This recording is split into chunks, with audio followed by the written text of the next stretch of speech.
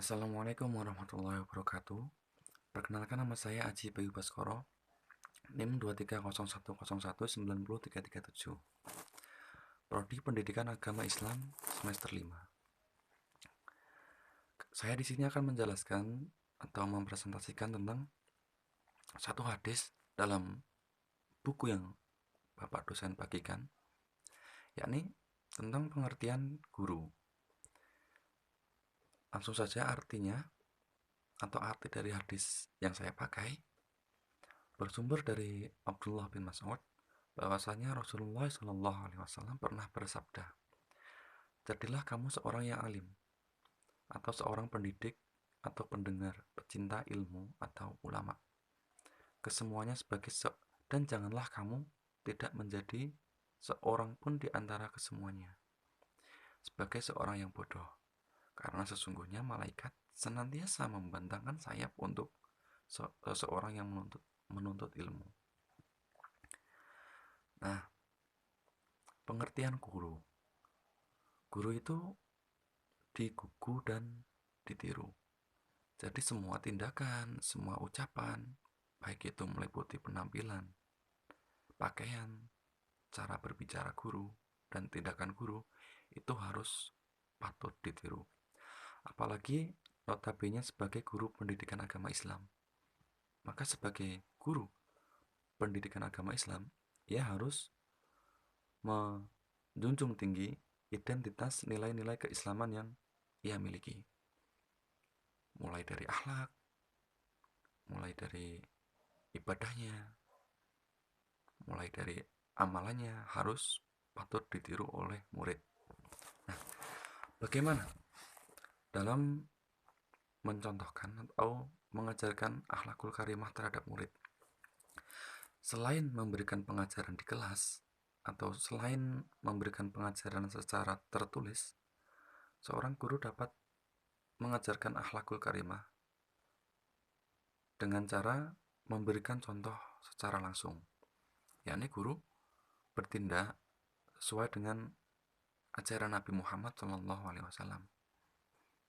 Jadi akhlak guru itu harus baik, karena guru di sekolah itu memiliki posisi pengganti orang tua di rumah. Nah, sebagai pengganti orang tua di rumah atau sebagai orang tua kedua untuk murid, seorang guru harus memiliki sifat kasih sayang kepada murid. Jadi seorang guru harus memiliki rasa sayang dengan murid dan adil. Seorang guru harus memiliki sifat adil.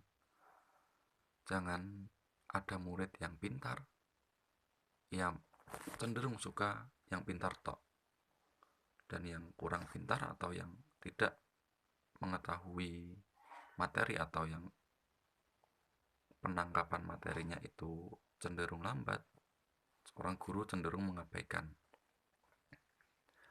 atau seorang guru lebih menyukai murid yang baik, murid yang penurut, dan mengabaikan murid yang nakal.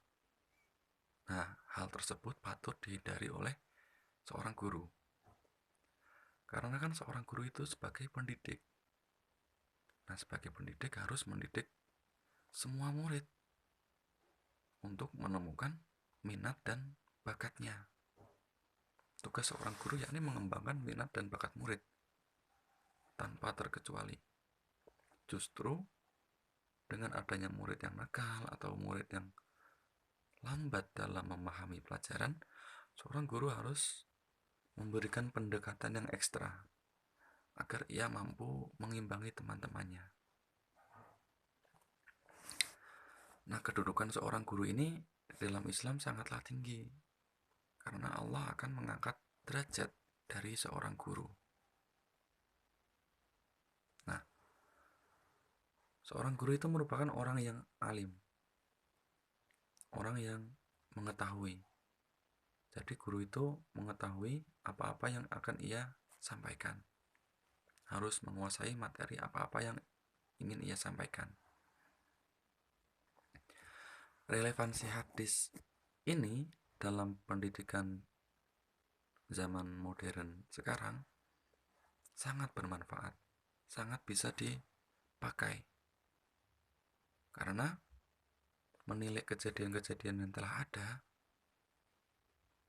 banyak dari beberapa sekolah atau banyak dari murid-murid pendidikan agama Islam itu tidak sesuai dengan norma-norma keislaman mereka.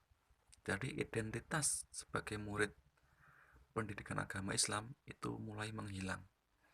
Contoh, semakin banyaknya tawuran, banyaknya murid yang berani terhadap guru, maraknya seks bebas, narkoba, dan kenakalan-kenakalan remaja lainnya.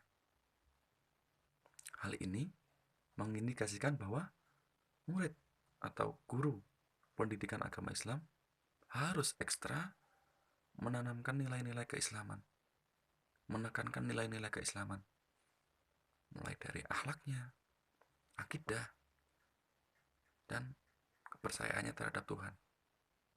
Maka itu yang harus guru pendidikan agama Islam tekankan dengan memanfaatkan teknologi yang ada.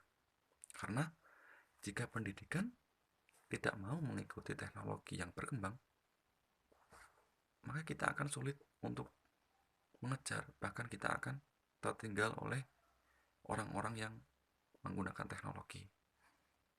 Oleh sebab itu, sebagai seorang guru harus senantiasa mengontrol dan memantau apa-apa yang dilakukan siswanya.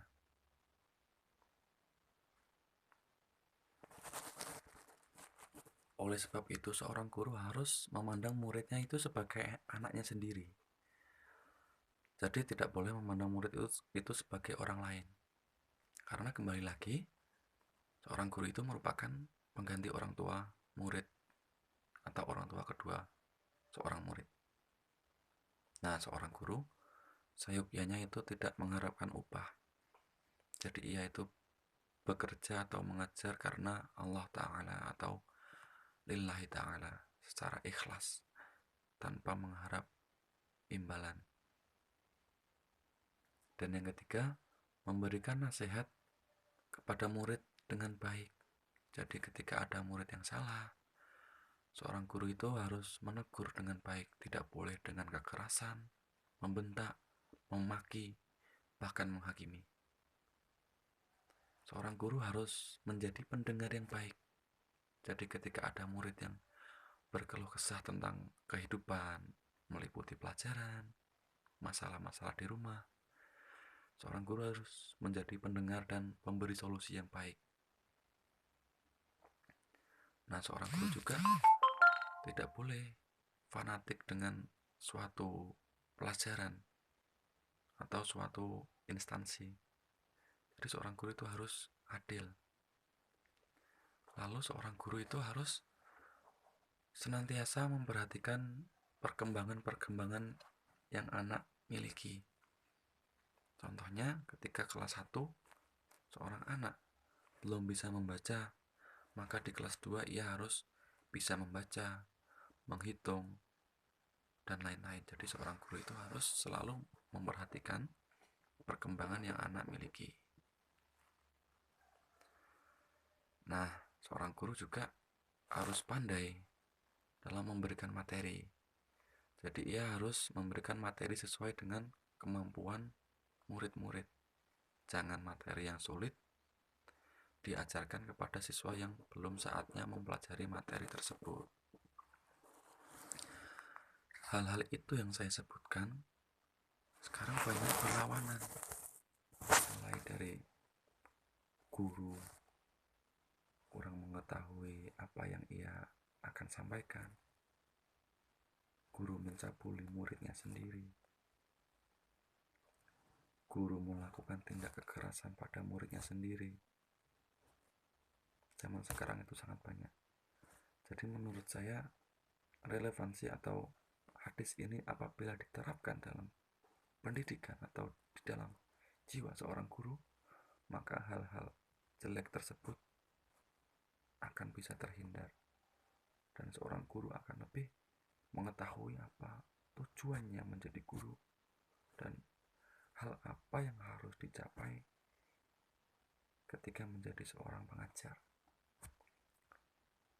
Oleh sebab itu, kita harus senantiasa menjaga identitas kita sebagai seorang guru pendidikan agama Islam. Kurang lebihnya dari saya mohon maaf. Assalamualaikum warahmatullahi wabarakatuh.